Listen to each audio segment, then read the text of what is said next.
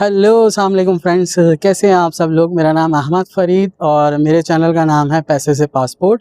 जिस तरह मैंने आप लोगों से वादा किया था कि मैं आप लोगों के लिए एक इंटरव्यू लेकर आऊँगा, तो आज है हमारा फर्स्ट एपिसोड। और जिस तरह मैंने आप लोगों से वादा किया था, मैं एक बाइक राइडर का इंटरव्यू करूँगा। तो आइए चलिए मैं दिखाता हूँ आप लोगों को इंटरव्यू। देखें हमारे बाइक राइडर का इंट्रो। हाय, मैं हूं ज़ीशान और मैं हूं राइडर और मेरा काम है फूड डिलीवर करना। और मुझे इस बात पे फ़ख्र है कि मैं आप लोगों तक फूड डिलीवर करता हूं। वालेकुम ज़ीशान। वालेकुम सलाम। कैसे हैं आप, ठीक ठाक हैं? अल्हम्दुलिल्लाह, अल्लाह का शुक्र। अच्छा ज़ीशान, ये बताएं आप पाकिस्तान में मतलब यहाँ आने से पहले आप क्या करते थे? पाकिस्तान में तो कुछ नहीं करता था, फ्री था बिल्कुल। मतलब वहाँ कुछ भी जॉब वॉब अवेलेबल नहीं थी? आपको पता ही है क्या हालात है, लेकिन बहुत ट्राई किया लेकिन कुछ भी नहीं। मैट्रिक के बाद ही ट्राई किया जॉब का, लेकिन कोई नहीं, फ़ौरन ही कोविड आ गया। मैट्रिक आपने कब की? मैट्रिक किया था 2018 में। 2018 में? तो हाँ। मतलब आप यूएई में फर्स्ट टाइम कब आए? 2021 में। 2021 में? मतलब आपने 3 साल अप्रॉक्स आपने जॉब ढूंढी है? जॉब ढूंढता रहा हूँ, लेकिन नहीं, आपको पता है क्या हालात है, तब तो बहुत ही मुश्किल था। और वाला साहब भी थे तो उनकी एज भी काफ़ी है, लेकिन मतलब कमाने वाला भी वही थे, तो यही मुश्किल थी। फिर एक बंदे ने बोला मुझे कि दुबई आओ, ठीक है, तो इंशाल्लाह मैं आपके साथ कॉम्प्रोमाइज़ करूँगा। ज़ीशान, मुझे ये बताएं पासपोर्ट आपका इजीली बन गया था या उसके लिए बहुत ज़्यादा सर्वाइव या पैसे जमा करने पड़े थे या आपके पास पैसे थे? नहीं, पाकिस्तान में हर चीज़ करने के लिए पहले तो पैसे इकट्ठे करने पड़ते हैं, ठीक है। पासपोर्ट के लिए भी मुझे मजदूरी करनी पड़ी। तो मतलब छोटी मोटी आपको मिल गई थी? हाँ, छोटी मोटी मजदूरी, ऐसा ही है, अनलोड का काम मिल गया, लोडिंग का काम मिल गया, या ऐसा वैसा कुछ हो गया, ठीक है। मजदूरी मिल गई, जैसे कि कोई भी, ठीक है, मजदूरी की, पैसे इकट्ठे किए, उसके बाद फिर पासपोर्ट बनना दिया। पासपोर्ट जब बन गया, फिर मैंने उस बंदे से रब्ता किया जिसने मुझे आइडिया दिया था कि तू इधर आ जा, मैं तेरी हेल्प करता हूँ। फिर मैंने उसे अपने डॉक्यूमेंट सेंड किए, तो मेरा उसने वीज़े का प्रोसेस करवा दिया। अच्छा ज़ीशान, मुझे ये बताएं कि जैसे तैसे करके पासपोर्ट तो आपका बन गया, तो वीज़ा प्रोसेस में कितना टाइम लग गया आपको? कोई एक्सपीरियंस शेयर करेंगे आप? जी बिल्कुल। पासपोर्ट बन गया था तो मैंने उसी बंदे से रब्ता किया। उसका एक दोस्त था इधर दुबई के अंदर, ठीक है, उसने मुझे पहले भी यही बोला था कि मैं तेरी हेल्प करूँगा। तो फिर उसने मेरे डॉक्यूमेंट भेजे, वीज़े का प्रोसेस हुआ, वो तकरीबन 1 माह लग गया उसको, ठीक है। तो उसने मेरी होटल की बुकिंग भी की हुई थी, इधर आके होटल में स्टे था मेरा। तो जिस बंदे के साथ मेरा रब्ता हुआ था, लेकिन मैं जब इधर आया तो वो बंदा मेरे कॉन्टैक्ट में नहीं रहा। तो काफ़ी दिन मैं उसके साथ रब्ता करता रहा, लेकिन नहीं हुआ मेरा रब्ता। फिर मैं आखिर, काम तो ढूंढना ही था, फिर मैं निकला जॉब की तलाश में। तो जैसे तैसे करके, मतलब आपने वो 10-15 दिन ज़ाया नहीं किए? हाँ, अगर वो बंदा आपको रिप्लाई नहीं कर रहा बिल्कुल, था? मैं लगा रहा यही कि काम मिल जाए। कभी रेस्टोरेंट पे गया, कभी किसी कंपनी के पास गया, जहाँ जहाँ मुझे किसी ने बोला मैं उधर उधर गया। उस बंदे का क्या बना जो आपको राब्ता नहीं कर रहा था? शायद पता नहीं क्या मसला बना, उसका नंबर ही ऑफ था, राब्ते में नहीं हुआ। तो फिर उसके बाद फिर कुछ दिन गुजरे, अचानक से उस बंदे की कॉल आई कि भाई तू किधर है। तो मैंने बोला भाई वही एड्रेस पे हूँ जहाँ मुझे होटल की बुकिंग लेके दी थी, मैं उधर ही हूँ। फिर वो बंदा मेरे पास आया, ठीक है, तो उसने कहा कि मैंने जॉब की बात की हुई है तेरी, तो मेरे साथ चल। तो मतलब आप चले गए उसके साथ? फिर उसके साथ मैं चला गया। फिर मेरा इंटरव्यू आया उस कंपनी में, ठीक है, तो कंपनी ने मुझे अल्हम्दुलिल्लाह वीज़ा प्रोवाइड कर दिया। तो फिर माशाल्लाह से आपको जॉब मिल गई? हाँ, अल्हम्दुलिल्लाह, मैं बहुत खुश हुआ उस टाइम, क्योंकि डिसाइड था। तो जैसे ही मुझे मेरा इंटरव्यू क्लियर हुआ तो मैं अल्हम्दुलिल्लाह बहुत खुश। अच्छा ज़ीशान, जॉब तो आपकी लग गई, सैलरी क्या थी आपकी पहली? अहमद भाई, सैलरी तो नहीं थी, कमीशन ही था। मतलब इसमें सैलरी नहीं होती? नहीं, सैलरी नहीं इसमें होती, इसमें कमीशन ही है। उसमें ये होता है कि पर ऑर्डर के हिसाब से पैसे होते हैं। पर ऑर्डर क्या मिलता है आप लोगों को? पर ऑर्डर मिलता है 750, 750? मतलब 7 दिरहम, तो 7.5। मतलब आप काम करोगे तो पैसे मिलेंगे वरना नहीं? हाँ, ऐसे बिल्कुल, काम करेंगे तो पैसे मिलेंगे। उसमें भी ये कंडीशन है कि हमारी बाइक के जो पैसे होते हैं वो भी कंपनी काटती है। मतलब बाइक आपकी अपनी नहीं? नहीं, अपनी नहीं है, उसका भी रेंट कंपनी काटती है। फिर उसके बाद फ्यूल भी हमारा खुद का है, रूम भी हमारा खुद का है। 750 में आपको क्या बच रहा है? अगर आप बाइक भी आप रेंट दे रहे हैं और 750 में ही सब कुछ जा रहा है, ट्रांसपोर्टेशन होगी और फूड हो गया, ये भी हमारा खुद का है, इसी कमीशन में से हम पूरा करते हैं। इसी में से पूरा मतलब हो जाता है आपका पूरा? बस अल्हम्दुलिल्लाह, अल्लाह का शुक्र है, गुजारा हो रहा है। पहली तनख्वाह जब आपको मिली तो कैसा महसूस हुआ और पहला खर्चा क्या था? पहली तनख्वाह जब मिली, ठीक है, खर्चे तो बहुत सारे थे, जैसे कि रूम का रेंट था, खाने का था, ठीक है, रेस्टोरेंट पे जो मैस लगी थी उसका देना था, मतलब दोस्तों से लोन उठाया था, छोटा छोटा, इतना ज़्यादा नहीं, अपने खर्चे के लिए जो स्कूल के पैसे थे, मतलब पैसे सैलरी कम थी और खर्चे ज़्यादा थे, लेकिन फिर भी अल्हम्दुलिल्लाह कि एडजस्टमेंट ऐसी हुई कि सबसे पहले मैंने रेंट दिया, फिर कुछ खाने के पैसे दिए, अपने पास खर्चा रखा और घर वालों को कुछ पैसे सेंड किए, ऐसे तैसे करके हो गया कुछ गुजारा। घर से दूर रहना कितना आसान और कितना मुश्किल है? मुश्किल तो बहुत है, आसानी तो इसमें कुछ भी नहीं है।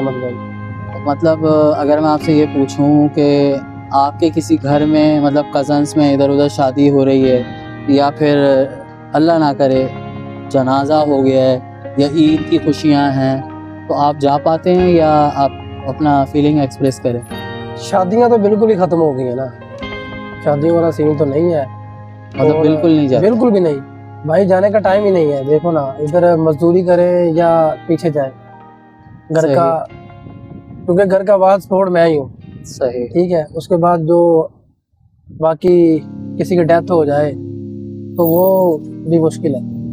हमें भाई इधर ईद की कोई फीलिंग नहीं है, ठीक है, इसी यूनिफॉर्म में ईद पढ़ लेते हैं, फिर ड्यूटी स्टार्ट कर लेते हैं, ठीक है। लोगों के लिए छुट्टी होती है, हमारे लिए वो दिन काम का होता है। मतलब ये है कि ना आप किसी जनाजे में अटेंड कर सकते हैं पाकिस्तान में, ना किसी शादी में, ना आप शादी, ईद भी आप प्रॉपर नहीं मना पाते सही ना तरीके से। शादी, ना कोई जनाजा, ठीक है, ना कोई ईद, ना कोई खुशी, ना कोई संडे, ना कोई जुमा। और ये सिर्फ आपकी इस तरह की लाइफ नहीं है, नहीं, सभी जो जितने भी राइडर इसी राइडर्स फील्ड में है ना, सभी की यही लाइफ है। जिशान कोई ऐसा मोमेंट बताओ जिस पे आप टूट गए हो, क्योंकि जाहिर सी बात है यूएई में आप अकेले हो, कभी कभी होता है कि आप अपने दोस्तों से कुछ ना कुछ शेयर कर लेते हो, लेकिन कुछ चीज़ें ऐसी होती हैं जो बंदा शेयर नहीं कर पाता, तो आप कुछ बताएंगे अपने बारे में इस तरह का कोई एक्सपीरियंस?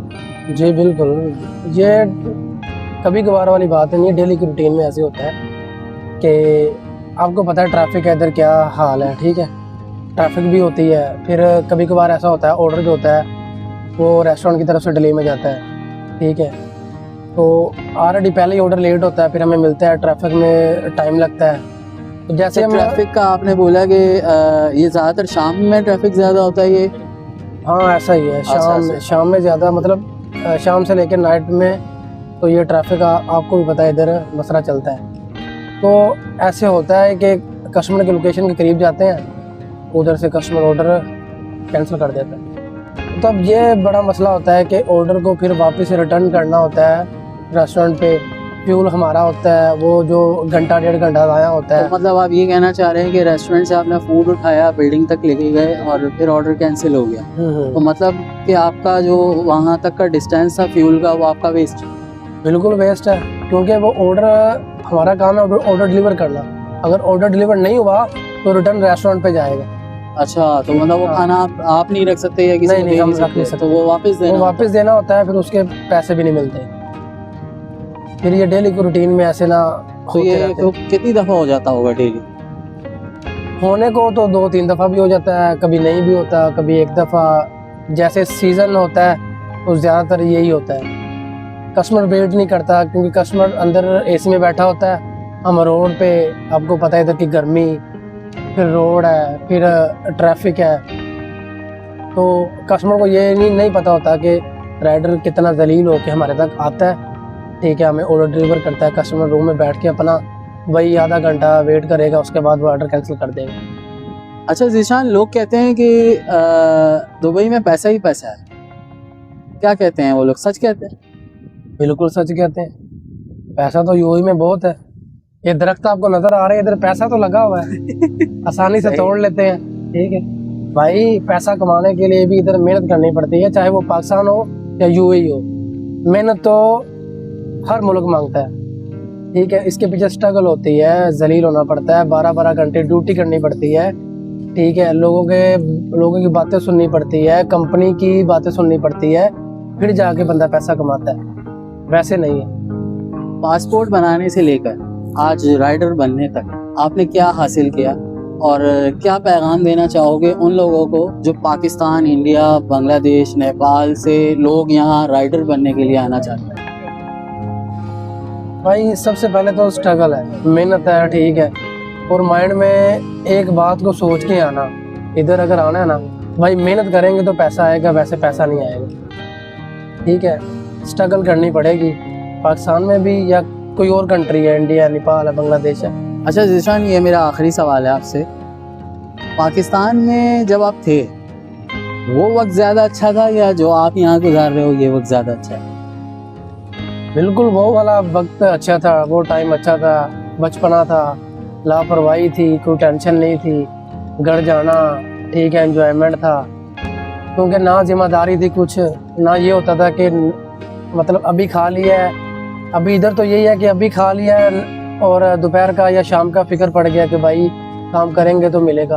उधर ये टेंशन नहीं थी, खेलना कूदना, दोस्तों के साथ बैठ जाना, ठीक है। इधर आके फिर बंदा जिम्मेदार तो हो ही जाता है, क्योंकि जो मजबूरियाँ होती हैं, ठीक है, वो बंदे को खुद मुख्तार बना देते हैं। ठीक है, तो बस अल्हम्दुलिल्लाह, अल्लाह का शुक्र है कि वो भी अच्छा वक्त था, ये भी अच्छा वक्त है। ठीक है, शुक्र करना ही चाहिए। चले ठीक है अहमद भाई, फिर मुझे इजाज़त दें, क्योंकि अभी काम पे निकलूँगा तो रात का खाना खाऊँगा, तो बाकी इंशाल्लाह। चलें ज़ीशान भाई, बहुत बहुत शुक्रिया आपका और बहुत बहुत आपका टाइम देने के लिए बहुत बहुत शुक्रिया। Thank you. और इसी तरीके से मैं आप लोगों को बताता चलूँ, ये थी ज़ीशान की कहानी, एक राइडर की कहानी। और मैं चाहूँगा कि इससे कहानी से हम एक मैसेज लें और जो यूएई लोग आना चाहते हैं तो वो एक स्ट्रगल को देख कर आएँ कि यहाँ आकर पैसा ही पैसा नहीं है, आके यहाँ मेहनत करनी पड़ती है, फिर उसके बाद जाके आप कुछ बनते हो, कुछ स्ट्रगल करते हो। तो इसी के साथ मुझे इजाज़त दीजिए। अल्लाह हाफ़िज़।